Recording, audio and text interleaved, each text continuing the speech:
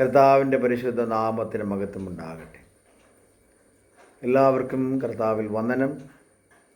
ദാനിയേലിൻ്റെ പുസ്തകം 6-ാം അധ്യായം 20-ാമത്തെ വാക്യത്തിൽ ജീവനുള്ള ദൈവത്തിൻ്റെ ദാസനായ ദാനിയേലേ എന്ന് രാജാവ് ചോദിക്കുന്ന ഒരു ചോദ്യമുണ്ടാവും.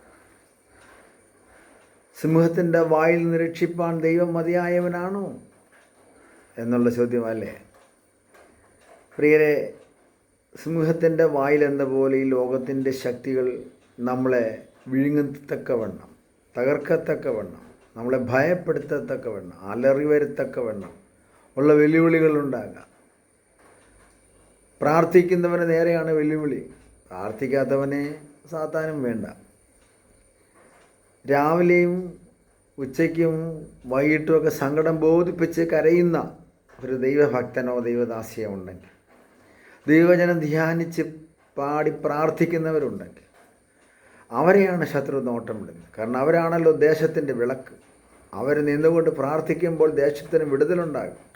ദേശത്ത് വരാനിരിക്കുന്ന അനർത്ഥങ്ങൾ വഴിമാറിപ്പോകും. അന്ധകാര ശക്തിയുടെ വെല്ലുവിളികൾ, താണ്ഡവമാടലൊക്കെ നീങ്ങിപ്പോകും. അത് പ്രാർത്ഥിക്കുന്നവൻ്റെ ഗുണം കൊണ്ടാണ്.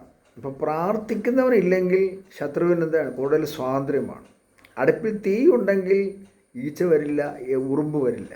എന്നാൽ തീയില്ലെങ്കിൽ ചാരമായി വെറും ചാരമായി കിടക്കുക, തണുത്ത് കിടക്കുകയാണെങ്കിൽ അവിടെ എല്ലാവരും ഉണ്ടാകുമല്ലേ? വീണ് കിടക്കുന്ന ചോറ് വീണ് തിന്നാനും മറ്റും ഒക്കെ ആയിട്ട് വരും, പ്രാണികളുണ്ടാകും. എന്നാൽ എല്ലാ പ്രാണികളും മാറിപ്പോകുന്നൊരു സമയം എപ്പോഴാണ്? തീ കത്തുമ്പോഴാണ്. അപ്പോൾ പരിശുദ്ധാത്മാവിൻ്റെ തീ അങ്ങോട്ട് കത്തുമ്പോൾ, ദൈവത്തിൻ്റെ കൃപ അങ്ങോട്ട് വ്യാപരിക്കുമ്പോൾ എല്ലാ അന്ധകാര ശക്തികളും മാറും. ദാനിയേലും പ്രാർത്ഥിക്കുന്നവനായിരുന്നു. അവൻ്റെ പ്രാർത്ഥനയിലാണ് വെല്ലുവിളി ഉണ്ടായത്. എങ്കിലും ആ വെല്ലുവിളികളുടെ സന്ദേശം കൈക്കിട്ടിയപ്പോഴും താൻ പ്രാർത്ഥിച്ചു. അതിന് നിമിത്തം സിംഹക്കുഴിയിലിടുവാനിടയായി. എന്നാൽ സിംഹങ്ങൾ തന്നെ ഒന്നും ചെയ്തില്ല. ദൈവം അവിടെ കാത്തു സൂക്ഷിച്ചു. രാജാവിന് ഉറക്കം വന്നില്ല എങ്കിൽ രാജാവ് വന്ന് രാവിലെ ചോദിക്കുകയാണ്, ദാനിയേലേ, ദാനിയേലേ. വിളിക്കുമ്പോൾ വിളി കേട്ട് അല്ലേ? ദൈവപ്രവൃത്തി എത്ര വലുതാണ്! സ്തോത്രം.